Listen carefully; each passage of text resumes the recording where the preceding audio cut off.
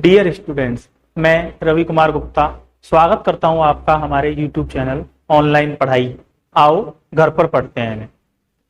Students, आज मैं आपको भोजन और मानव स्वास्थ्य कक्षा 10 की विज्ञान विषय का पहला चैप्टर है, उसमें प्रोटीन कुपोषण के बारे में बताने वाला हूं। इससे पहले का हिस्सा मैं पार्ट 1 में आपको बता चुका हूं। आप पार्ट 1 को मेरे इसमें डिस्क्रिप्शन में मैं डाल दूंगा, वहां से आप उसे देख सकते हैं या आप मेरे YouTube चैनल पर डायरेक्टली भी देख सकते हैं। तो अभी प्रोटीन कुपोषण की बात चल रही है, अभी हम आज प्रोटीन कुपोषण के बारे में बात करने वाले हैं। तो देखिए, प्रोटीन कुपोषण क्या होता है। जैसा कि कल जो हमारा लास्ट वीडियो है, मैंने आपको उसमें बताया था कि कुपोषण का मतलब है भोजन के अंदर किसी भी एक पोषक तत्व की लंबे समय तक कमी हो जाना। जब हमारे भोजन में प्रोटीन की लंबे समय तक कमी हो जाती है तो उसे प्रोटीन कुपोषण कहते हैं। अब प्रोटीन कुपोषण के द्वारा मुख्यतः ये दो बीमारियां हैं जिनको मैंने यहाँ पर बोर्ड पर लिखा है, क्वाशियोरकर और मैरस्मस। ये दोनों बीमारियां प्रोटीन कुपोषण की वजह से होती हैं। अब क्वाशियोरकर रोग की यदि हम बात करें तो देखिए, इसमें यह रोग जो है प्रोटीन कुपोषण की कमी से होता है और 1 साल से कम उम्र के बच्चों में ही पाया जाता है। इस रोग में भूख कम लगती है, स्वभाव चिड़चिड़ा रहता है और त्वचा पीली होकर शुष्क पड़ जाती है। यदि इस प्रोटीन की कमी के साथ साथ बच्चे में ऊर्जा की और कमी हो जाए तो उसमें वो बीमारी जो है मैरस्मस रोग या मैरस्मस के नाम से जानी जाती है।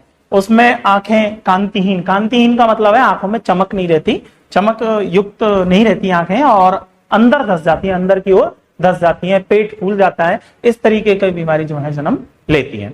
उसके बाद नेक्स्ट हमारा पॉइंट आता है खनिज कुपोषण का।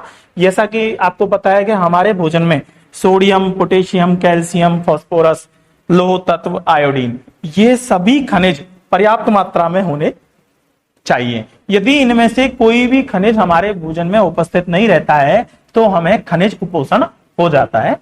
खनिज कुपोषण के द्वारा होने वाली सबसे एक महत्वपूर्ण और एक जानी हुई बीमारी है जिसको ऑस्टियोपोरोसिस कहते हैं।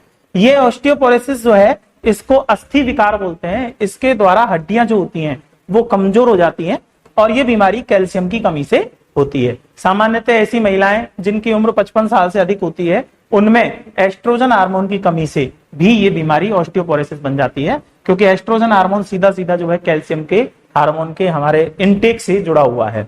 तो कैल्शियम की कमी होने से ऑस्टियोपोरोसिस एक सामान्य सी बीमारी है जो महिलाओं में और पुरुषों में, अधिक उम्र के पुरुषों में सामान्यतः पाई जाती है। गलगंड एक दूसरी बीमारी है जो हमारे भोजन में आयोडीन की कमी से होती है।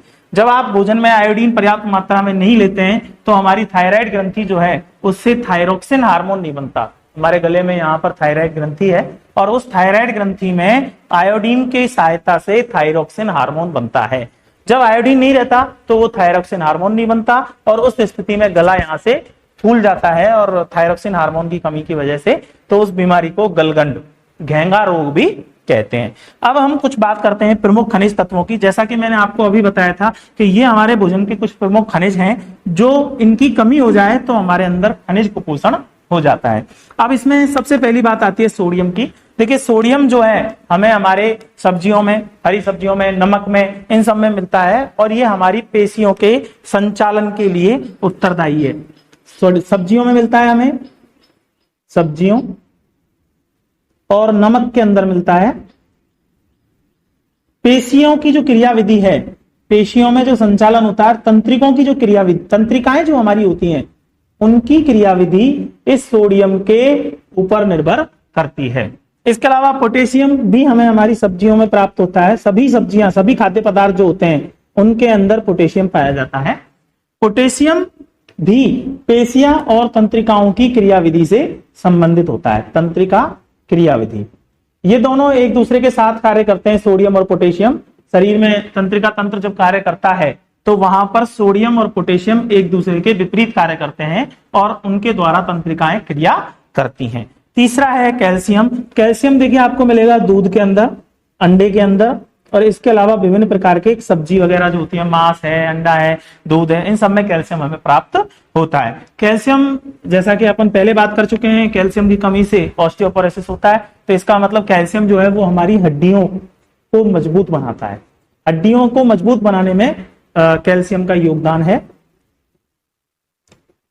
उसके बाद बात आती है लौह तत्व की, नहीं फास्फोरस की। फास्फोरस भी हमें जो है हमारे विभिन्न भोज्य पदार्थों में मिलता है, सब्जियों में मिलता है, भोज्य पदार्थ और सब्जियों में मिलता है, और ये भी जो है हमें हमारी हड्डियों को कैल्शियम के साथ मिलकर मजबूत बनाता है। उसके बाद लौह तत्व है, लौह तत्व आपको दूध में मिलेगा, है ना, पालक में मिलेगा, हरी सब्जियां जितनी भी हैं उन सब में मिलता है। उसके अलावा गुड़ में मिलेगा आपको। और ये हमारे शरीर में लौह तत्व हीमोग्लोबिन, रक्त के निर्माण के लिए उत्तरदायी है। यदि हीमोग्लोबिन की कमी हो जाती है तो हमारा रक्त सही तरीके से कार्य नहीं करता, रक्त पूरा ही नहीं बन पाता, कार्य नहीं, रक्त पूरा ही बन नहीं पाता, क्योंकि रक्त में हीमोग्लोबिन पाया जाता है और हीमोग्लोबिन के अंदर लौह पाया जाता है। उसके बाद आयोडीन की बात आती है। आयोडीन, जैसा कि आपको मैंने पहले बताया कि आयोडीन की कमी से गलगंड रोग हो जाता है, और आयोडीन मिलता है हमको समुद्री नमक में, समुद्री भोजन में, समुद्री भोजन जो होता है उसके अंदर मिलता है, और इसकी कमी से गलगंड रोग हो जाता है। तो ये हमारे थायरॉक्सिन हार्मोन जो है उसके निर्माण में उत्तरदायी होता है। ये था प्रोटीन कुपोषण और खनिज कुपोषण के बारे में, और कुछ प्रमुख खनिज तत्वों के बारे में मैंने आपको यहाँ पर विस्तार पूर्वक बताया है। इससे पहले का जो पॉइंट है वो आपको पार्ट फर्स्ट के वीडियो में मिलेगा, जिसे मैं लिंक के डिस्क्रिप्शन में जिसकी लिंक जो है वो डाल दूंगा। इसके बाद जो बात आती है वो आगे हम नेक्स्ट वीडियो में बात करेंगे। अगर आपको मेरा ये वीडियो पसंद आया है तो इसे लाइक करें, सब्सक्राइब करें और शेयर करें। Thank you.